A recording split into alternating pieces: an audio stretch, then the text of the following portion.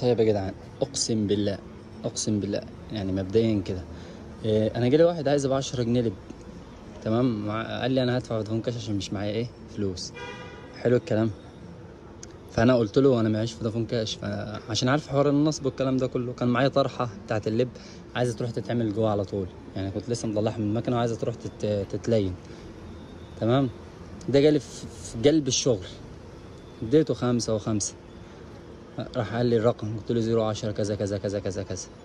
روح سايبه وداخل جوه، وعز جلالة الله يا دوبك طلعت الطرحه وابص عليه بره، لا لقيته هو ولا لقيت الرساله جات لي. تمام. وعز جلالة الله والله العظيم، انت لو ما جيت لي انا مش على 10 جنيه، ال 10 جنيه ملهاش 30 لازمه معايا، بس على الموقف نفسه. لو ما جيت لي من معاك النهارده لحد بكره زي دلوقتي، انا هنزلك الفيديو وهنزلك صورتك. تمام. سكه ودغري كده، عشان انا جضيت من الاشكال دي مره 2، سمحت مره و2 و3، لكن تشتغلونا لا، انا هنزل صور وهنزل فيديو بس كده. يا ريت الناس تعلي الفيديو ده، عشان انا اقسم بالله قضيت.